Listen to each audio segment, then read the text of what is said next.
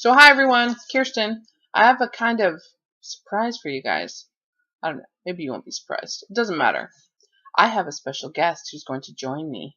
She is one of my biggest fans. We'll just go with that. Anyway, so yeah, this is Nikki. So yes, this is one of my daughters that you haven't met, because you met the other ones in my Sky High video that I just did last week. She went to Sky High too, but she did it with her friends because she likes her friends better than her family. And what? And I went later. And she went later. I went like 30 minutes later. She did. So we crossed paths probably. 1.4. At one point, yeah. You need to look at the camera. This is the camera. I know. This is not the camera. This is the camera. So if you stare at yourself, it's like, hi. What? I don't think I'm. I figured it would be kind of fun to include someone else in this besides just me. Get like a third-party perspective. Now, Nikki is a fan of my books. She tells all of her friends about them, which I appreciate because, you know what? That's what self-published authors need. They need word of mouth. And she's got a big mouth. Not good. So she's going to ask me a few questions about chapter 3, just to, I don't know, maybe get into someone else's head instead of just mine. So go ahead, whenever you're ready. Oh, look at her getting all official. Wait. Okay, whatever, they're reading glasses. You need to act like I'm freaking blind. Like, you're not blonde, though. I'm what? Oh, I thought you said blonde. I said blind, not blonde. You don't have to act like I'm freaking blonde. I need them for things that so I can see closer because I'm old. I'm old. Your mother's old. Why don't the fairies fly? Why don't the fairies fly? Plain and simple, because they're not pixies. Pixies are a completely different thing. Pixies are Disney. They are cute and funny, and they don't talk. They jingle, and they sprinkle weird stuff on you to make you fly, but that's not what these are. These are fairies. If you look at fairy lore, fairies are more like people than like tiny little things that buzz around and annoy you. Those are pixies. They're like the bugs of the fairy world. So that's why they don't fly. Any other questions? No. Really? Where did you get the name of all the fairies? All the fairies? Well, Vesta, the first fairy, her name came from Larissa's friend. I know that. Vesta. I know that. Larissa and Vesta have been friends since Nikki was born. I've literally known her second grade, because Larissa was in second grade when you were born. And that's when Larissa and Vesta became friends, and now they're 20. 20. God, 20. I'm so Well, Larissa's not 20 yet. Her birthday's in... You know what? She's in her 20th year. We're just going to count it as 20. There is a shadow outside our window. Is someone out there listening to us? No, it's a fish. No. See? Shadow! There's someone out there. Okay. Vesta wanted to be part of the book, and I thought her name sounded a little more ethereal and fairy-ish than Larissa. Larissa sounded more like a human girl name, right? Sorry. Oh. She's gonna see this. No, she's gonna see this, and she's gonna smack you upside the head. She doesn't even live here anymore. I don't understand why you and Larissa are like... It's because we're sisters. I mean, I know you do it in kind of a fun banter way, but my first fan mail actually came from one of Nikki's friends, Carly, right? Yes, she was very, very sweet about it. She has the third book now, right? Isn't she? Yeah. Did she finish reading it? She read like all of them.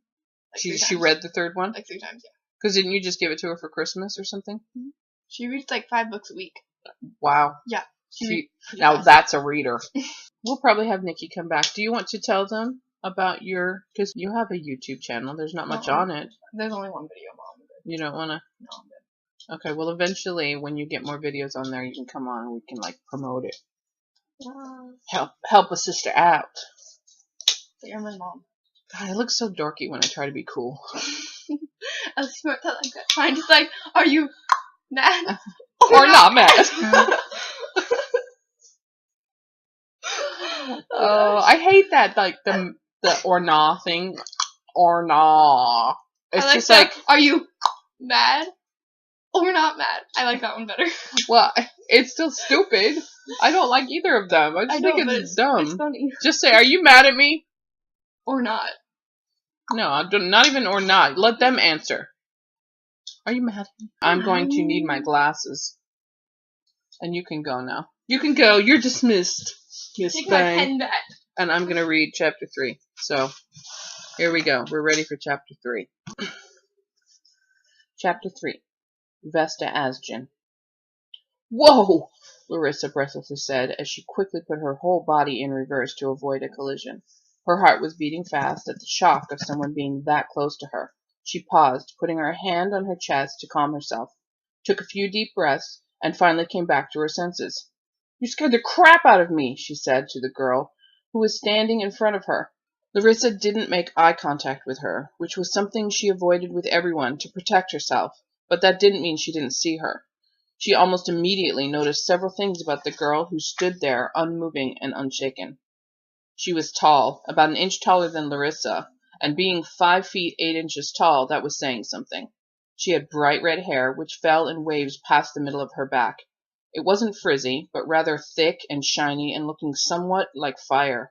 She had pale skin, with a hint of pink in just the right spots, but it didn't look freckly or splotchy like some pale skin can, just a creamy complexion that reminded Larissa of the plate of cream she often gave her cat Andromeda as a treat. Larissa's eyes focused on her neck and saw she wore a silver necklace.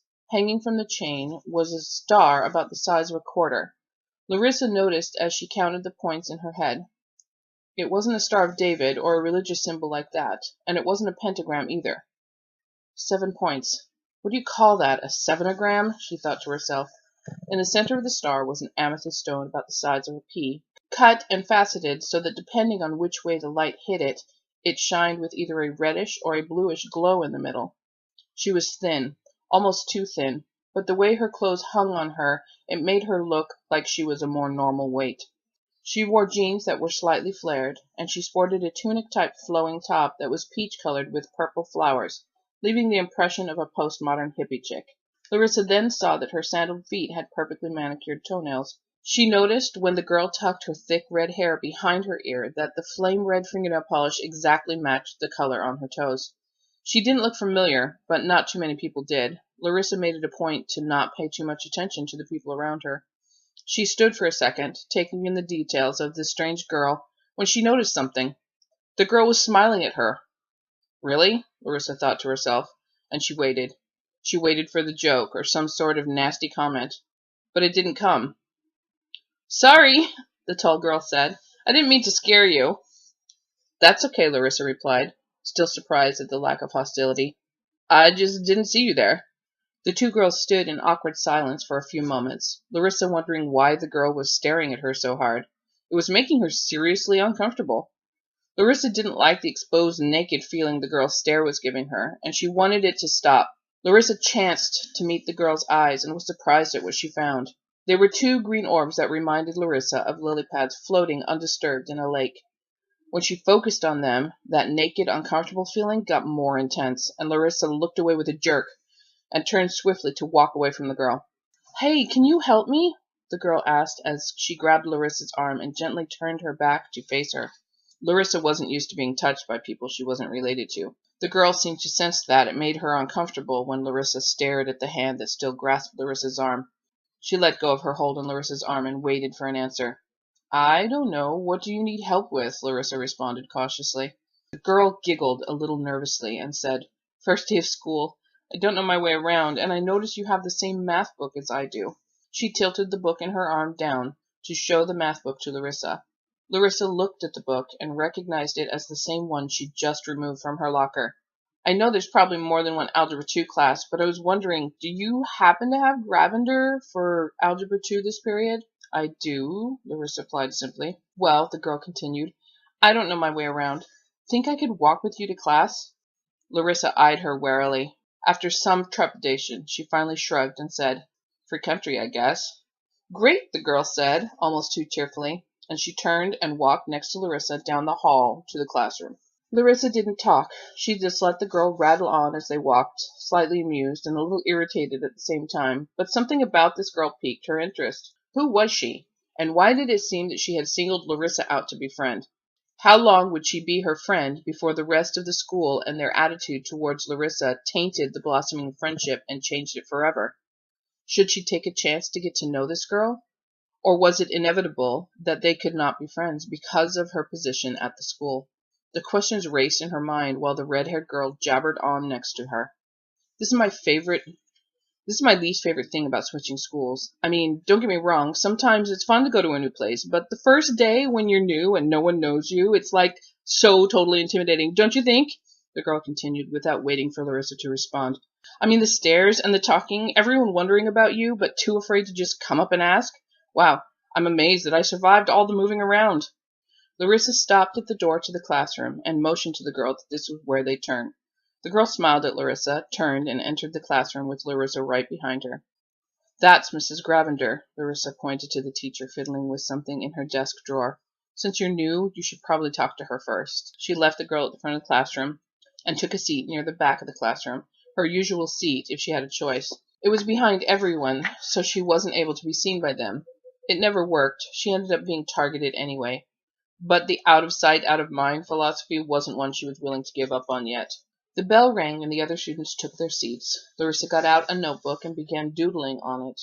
If she did make eye contact with anyone and busied herself doing something else, she didn't have to see them giving her strange looks or smirking at her as they noticed her in the back of the room. This was also one of her defense mechanisms. Thoughts of this new girl swam in her head, and curiosity got the better of her. She chanced to glance up from her doodles to see the tall girl handing the transfer papers to the teacher and talking to her for a second before Mrs. Gravender stood and cleared her throat. Good morning, class. Let's all quietly find a seat and get started, she said, pausing to look around the classroom before she went on. We have a new student with us today, a transfer from... She looked over the transfer paper to verify the information and continued. Idaho. Her name is Vesta Asjinn? Did I pronounce that right? Mrs. Gravender turned to Vesta for confirmation, which Vesta gave her in the form of a nod and a smile. She then turned back to look at Larissa, smiled, and gave an overly excited wave from the front of the classroom, which elicited some chuckles from the rest of the students. Larissa became a little self-conscious when they started laughing and whispering. Here we go. The beginning of the end of a beautiful, not really friendship, she thought to herself. But as she watched, Vesta remained completely unaffected, standing at the front of the classroom smiling at her. She realized to her surprise that this girl was different. Larissa wasn't sure how. Maybe she was slow, stupid. Maybe that's why she didn't seem to notice that the class was laughing at her for being so friendly to the school leper.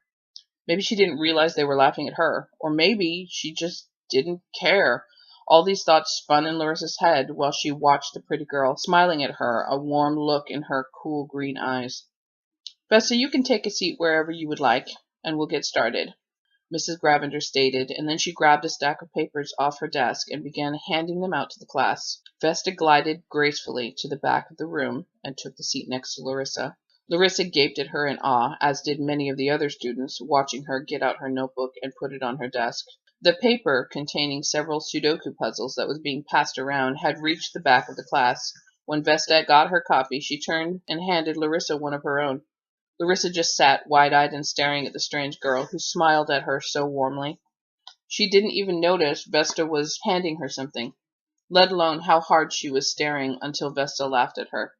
She didn't laugh to make fun, but more because she found Larissa's stare to be curious and endearing. Vesta's laugh wasn't loud, but the whole class took notice because it sounded almost magical, like a wind chime blowing in the breeze. Larissa snapped out of her stare, and she took the Sudoku puzzle sheet from Vesta, saying thanks. You're welcome, Larissa, Vesta said with a grin, and they turned their attention to the teacher. Larissa sat through the rest of the class and didn't say much. Vesta would from time to time lean over to Larissa and whisper trivial questions like, Where did you get that cool pencil? And is the cafeteria food here any good? Larissa kept her responses short, but didn't ask any questions herself, although there were so many to ask. When class got over, Larissa and Vesta walked down the hall together. Larissa could hear her fellow students whispering as they passed, which wasn't new to her. Larissa was used to being whispered about as she walked. She pretended the buzz of voices was coming from the fluorescent lights that hung overhead in the hallway. This day, though, it was different. Not the fact that they were whispering, that wasn't new, but the fact that they seemed not to be talking about her. Instead, they were talking about the new girl who drifted gracefully down the hall next to Larissa. That was what was new about today.